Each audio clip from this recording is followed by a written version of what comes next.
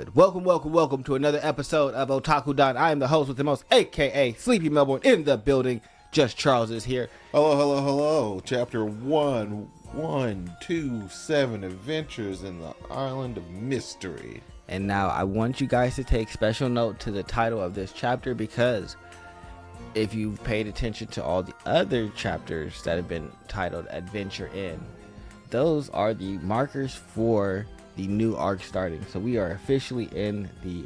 It did start with Adventures in Wano, didn't it? Yeah, Adventures in Wano, Adventures of the Land of the Future. Yeah, everything. Okay, so that means we're officially starting the Elbaf arc, which was quite a bit faster than I originally gave it credit for happening, because I feel like between Egghead starting and the end of Wano Kuni, there was a lot more stuff that happened. Yeah. Whereas this one, we're going right back into Elbaf, and the entire crew is well, not the entire crew. I don't think we haven't seen half the crew is split up. So right now, chapter starts off with the giants actually seeing some fire. It's coming towards the Yggdrasil tree. They're like, get some spring water and put it out. And we should already know what's going on, but we see some what they call stinger mole. Some random beasts that are from One Piece that are weird. That are bees, basically. Giant bees falling out of the sky. And then we move to a castle that is made of Legos. There are no castles. It can't be made of Legos. That's illegal. They'll be sued. Well, that's what it looks like they're made of. And the floor looks like it's made of Legos. Also, Nami is here. She's crying because she's alone and just had to fight one of those bees. She's asking for Luffy, Zoro, or Sanji. And I think that order is important because I think it denotes who she thinks would keep her the safest. And of the big three, she thinks Sanji is last. And I think that's important. She adds in Usopp, but we all know that knows that Usopp well, Usopp's a freaking survivor. Even though she called for Usopp last, is just like, if I'm with Usopp, I know he's not gonna end up dead though. No, I feel like she could use Usopp as a shield like she did. I'm not gonna end up dead. She's not gonna call for Jinbei just based off the fact it's just like, you're the reason why that all the fishermen sold up to my island. Well, he's not on the island right now. That I think is the one weird thing that doesn't make sense about this. The party again? No, that makes perfect sense. I hate splitting the party. I understand hating splitting the party, but how does she know that those are the only people on the island? Oh, they did the thing that I hate. All right. A narrative thing that I hate at large about anything is when things happen off screen and then they retroactively explain to us what happened. But they did explain that she doesn't remember anything. Like, she says that her and Zeus have the conversation about not remembering anything. So if you don't remember anything, then how do you know that it's you, Luffy, Zoro, Sanji? You just call for the people who are on your boat.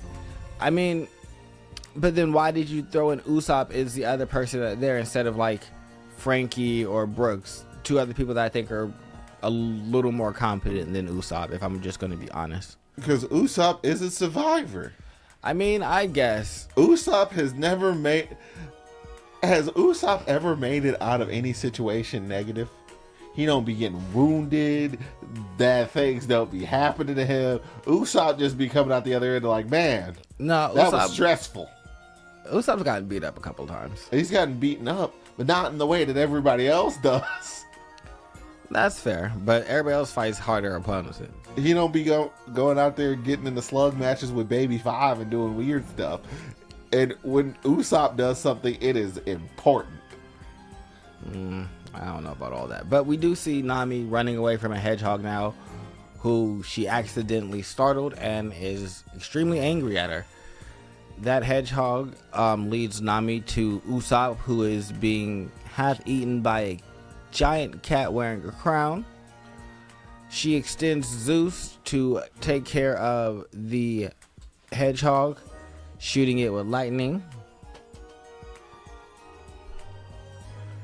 I don't know. But yeah, yeah, so we end up inside the situation where Zeus is attacking the person who's attacking Usopp, and then we just kind of keep it moving until that makes the cat mad, and then the cat turns into lion. Basically goes ahead and does the whole Zenmar form. Yeah, smacks Usopp out of the castle, breaks through the wall. So I don't know how strong the walls are, but he's also giant. And then he turns into a giant lion.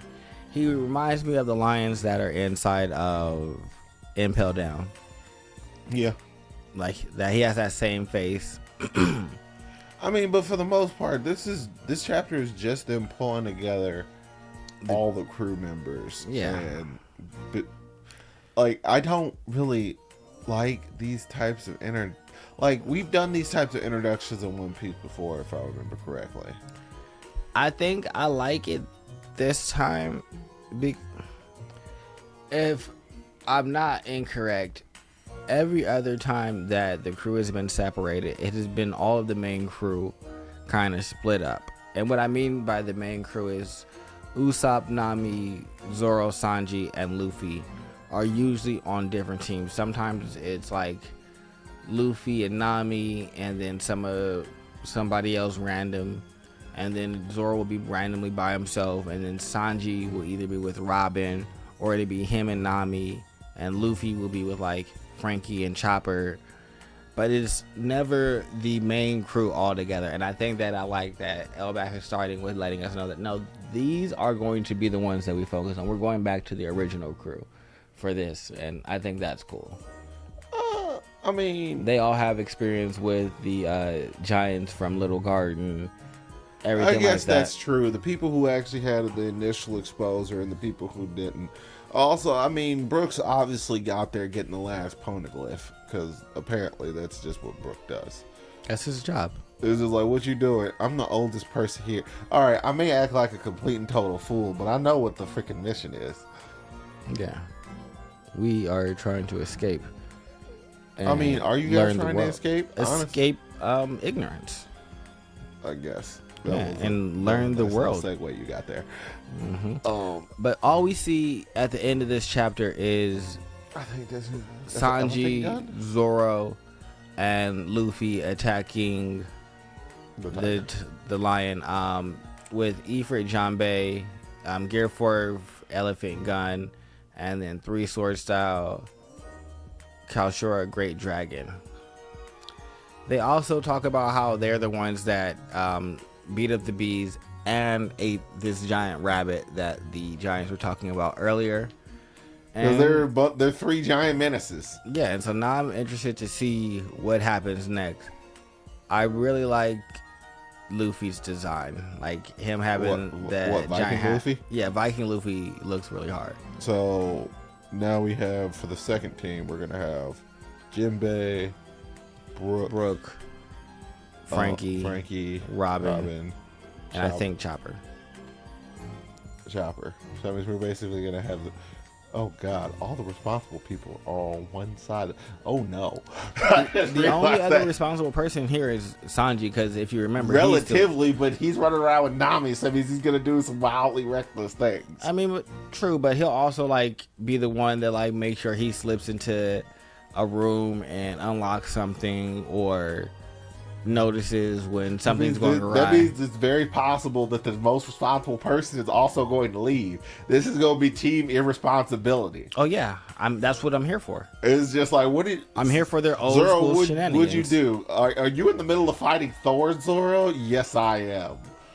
Yeah, I fully intend for them. I think that they're going to get into conflict with the Giants. I think that it's going to be a great time. I'm here for it. Is Elbaf under Shanks' protection? I don't know. I don't think it's going to be like a real conflict. I just think that the Giants are going to be confused. I was just more so thinking just overall, because I keep hearing yes and I keep hearing no. I haven't seen his flag. Like, I know they're not particularly flying his flag from what I've seen. So I'm going to go ahead and say no, but I would say no, because I don't think Elbaf needs Shanks' protection. I mean, nobody was trying to stop Dory and Broggy from fighting one another. No.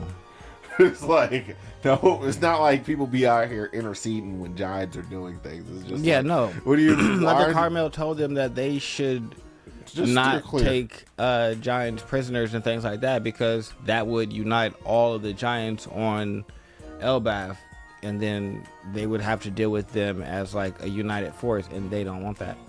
So just leave them alone. So I don't think that the giants really need protection. They just chilling, doing their own thing, living life. But other than that, there's nothing else that I really wanted to say about this chapter. A nice little springboard into Wano. Springboard into Wano. Make Like, sure- comment, subscribe. This has been Otaku Gun. We love you. Bye bye. Goodbye. Why?